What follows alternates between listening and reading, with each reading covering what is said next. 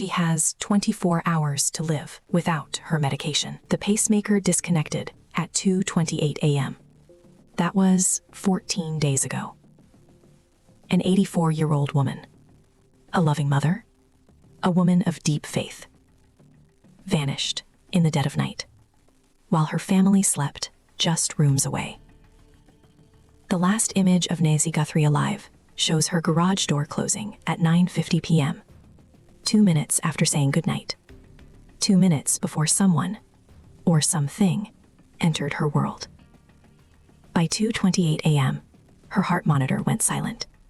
By sunrise, she was gone. By noon, blood was found on the porch.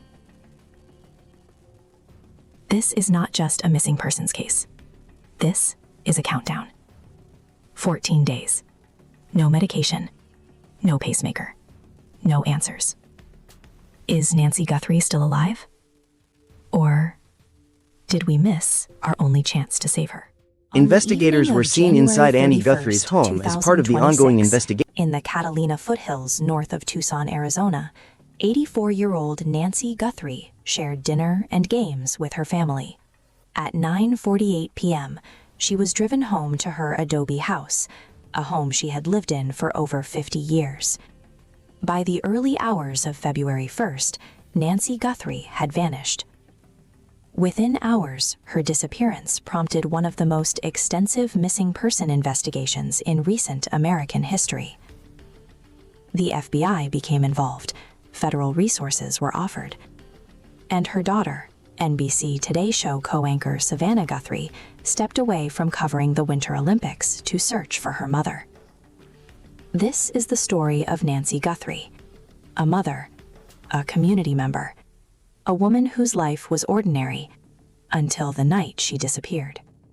By January 2026, Nancy had lived in her Catalina foothills home for over 50 years. She had limited mobility, a pacemaker, and chronic health conditions, but her mind remained sharp. Nancy spent the day at home. In the evening, she visited her daughter Annie for dinner and games. At 9:48 p.m., Nancy was driven home. The garage closed at 9:50 p.m. She entered her house, safe and alone. 2 minutes later, she would never be seen again. 9:50 p.m., Jan 31, garage closes. Nancy is home. 1:47 a.m., Feb 1, doorbell camera disconnects. 2:12 a.m., motion detected on camera, but no recording exists. 2:28 a.m., pacemaker disconnects. Within 41 minutes, Nancy Guthrie was gone. By noon, Nancy's absence prompted a call to the Pima County Sheriff's Department. Blood was found on the front porch. The doorbell camera had been disabled. Authorities classified the home as a crime scene. Law enforcement mobilized rapidly. The Pima County Sheriff's Department led the investigation with support from FBI, U.S. Customs and Border Protection, search and rescue teams, local police and volunteers. Drones, helicopters, and ground searches found no evidence. Savannah Guthrie flew from Milan to Tucson to support the family and investigation. Ransom notes arrived on Feb 5th via email, demanding $6 million in Bitcoin. A separate California man attempted a scam unrelated to the abduction. Feb 4, Savannah, Annie, and Cameron released a video asking for proof of life. We too have heard the reports about a ransom letter in the media. As a family, we are doing everything that we can. We are ready to talk. However, we live in a world where voices and images are easily manipulated. We need to know, without a doubt, that she is alive. Feb 7, second video revealed the family was willing to pay ransom to recover Nancy. Community vigils and local support rallied around the Guthries. Feb 10, FBI released blurred doorbell camera footage. A masked individual, armed, disabled the camera. Feb 10, person of interest detained and released.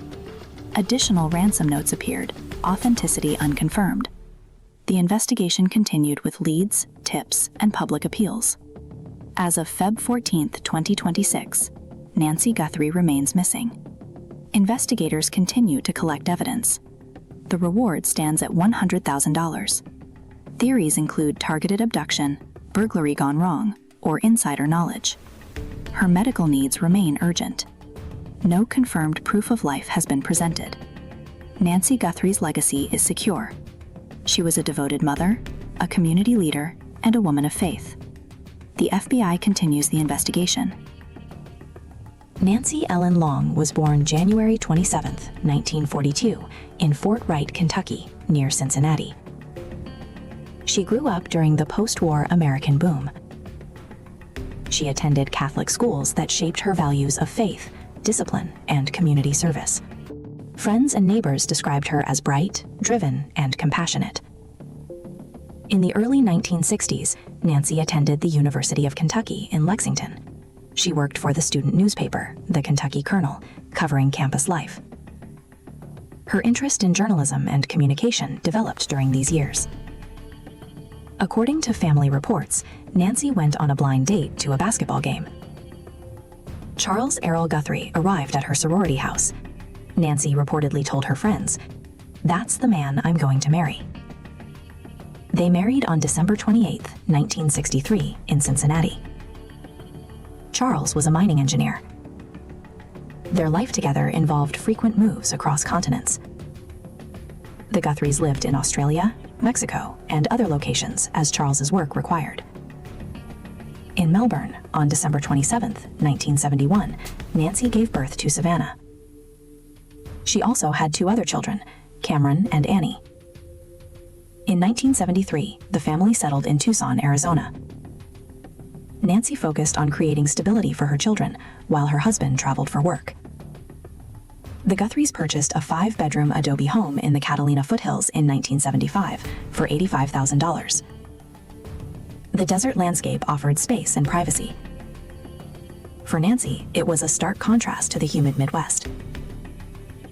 Nancy involved herself in her children's lives and local community. She managed the household while Charles traveled frequently. The children grew up attending local schools, playing in the desert, and forming close family bonds. On June 10, 1988, Charles Guthrie suffered a fatal heart attack in Mexico. Nancy, 46 at the time, became a widow and single mother. She faced unthinkable challenges with grit and determination, always with unshakable faith. Nancy remained focused on supporting her children, who stayed nearby to help her through this period. In 1990, Nancy began working at the University of Arizona as a spokesperson for University Medical Center. She later became associate to the vice president of University Advancement. Nancy created the Center Stage program, bringing live music to hospital patients and staff. She also founded MedCamp, giving high school students experience in medical careers. These programs reflected her dedication to service and community engagement. Nancy retired in 2007, after 17 years. By then, all 3 children were successful in their respective careers. She continued to engage with her community and family life. Nancy Guthrie's life was guided by Christian faith. She attended St. Andrew's Presbyterian Church regularly, participated in Bible studies, and was known for her kindness and wisdom. She had close relationships with her grandchildren and remained active in her Tucson community. This is one of the most controversial threads in the entire investigation. Reports emerged of several notes demanding payment in Bitcoin, and the Guthrie family publicly stated, "This is Cameron Guthrie. I'm speaking for the Guthrie family. Whoever is out there holding our mother, we want to hear from you. We haven't heard anything directly. We need you to reach out, and we need a way to communicate with you so we can move forward. But first, we have to know that you have our mom. We want to talk to you, and we are waiting for contact." they were willing to pay a ransom. TMZ founder Harvey Levin appeared on CNN to reveal that TMZ received a third letter from a person claiming to know the identity of the abductor, and that they want the full $100,000 FBI reward paid in Bitcoin. The person said they don't trust the FBI, and that is why they used TMZ as an intermediary. On February 2nd, reported receiving a letter demanding payment for Guthrie's release. CBS News reported that investigators reviewed it, took it seriously, and shared it with the FBI, though authorities declined to confirm whether it was sent by someone actually holding Guthrie. The note was said to contain specific details about Guthrie's home and what she was wearing the night she disappeared. The authorities neither confirmed nor denied the validity of any of the ransom notes. The existence of multiple letters sent to different media outlets raised questions about whether they came from the actual abductor, opportunists, or both. The FBI has not publicly addressed the Bitcoin payment demand directly. Investigators collected 16 gloves in various areas around the house, but most were determined to have been worn by searchers and discarded. One black glove found about 2 miles from Guthrie's home in a field appeared to match the glove worn by the masked suspect in the doorbell footage. It was sent to a private lab in Florida, and a preliminary DNA profile was developed. That DNA was run through CODIS, the FBI's National Criminal Database, and did not match any known samples. While this is a setback, investigators noted that investigative genetic genealogy, the same science used to catch the Golden State Killer, remains an available tool. Sheriff Nanos confirmed the next phase will include separating merged DNA samples recovered inside Guthrie's residence, conducting further testing, and evaluating whether any viable material could be submitted for investigative genetic genealogy or re-entered into CODIS. A Range Rover SUV was towed from a Tucson area Culver's restaurant late on Friday night, following a traffic stop. DNA evidence from the vehicle was being awaited. A person of interest was questioned in connection with this stop and was cooperative, but was subsequently released. This is a major new development and a central point of debate. An inside source told reporters that investigators believe this was a burglary gone wrong, not a planned kidnapping. Multiple forensic and criminal experts interviewed since the case began said they did not believe this was an intended kidnapping. However, CNN's law enforcement source said investigators still have no leading theory and are continuing to look at all options: a burglary gone wrong, a targeted abduction based on Nancy's famous daughter, Savannah Guthrie, or other possibilities entirely. The conflict between investigators. On one side, sources say this looks opportunistic, a burglar who didn't expect someone to be home. On the other side, former FBI profiler Greg McCrary stated on CNN he just didn't knock on the door randomly and bump into Miss Guthrie. McCrary described this as a targeted crime and urged the public to think about what they saw before the abduction, not just the night of, including whether anyone was seen watching or asking questions about the Guthries in the weeks prior. Investigators worked with Walmart to gather more information about the backpack worn by the suspect seen on video. CNN, CBS News also reported that the mask and clothes worn by the suspect were believed to have been purchased at Walmart, though the Pima County Sheriff's Department noted the clothing is not exclusively sold at Walmart. On February 12th, authorities released an estimated height of 175 to 178 centimeters, 5'9" to 5'10", average build, a black mustache, and identified the backpack as a 25-liter Ozark Trail. Sheriff Nanos also noted a possible ring visible in a photo of the suspect, saying, "I see it," but that his team would analyze the image more closely before drawing any conclusions. Media outlets, including CNN, speculated that Nancy Guthrie's pacemaker with Bluetooth functionality could potentially be located via helicopters or drones, a technology that has been used in some missing persons cases. Authorities did not publicly confirm whether this method was actively being pursued.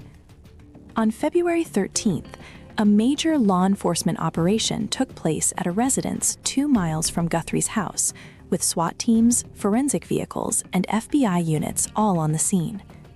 Forensic trucks were later seen leaving the area. The PCSD stated, "Because this is a joint investigation, at the request of the FBI, no additional information is currently available." Sheriff Nanos made a forceful public statement.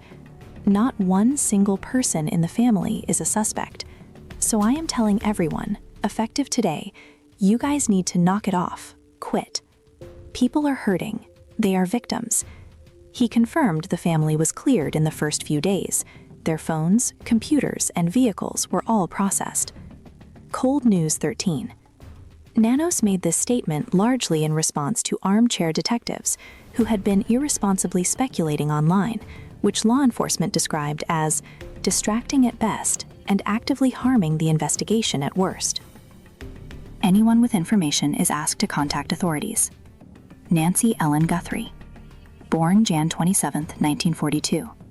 Last seen Jan 31, 2026. Age 84. If you have information, contact the FBI or Pima County Sheriff. Reward $100,000. Like, subscribe, and share this video. Leave thoughts, theories, or prayers for the Guthrie family. Your support helps keep the search active.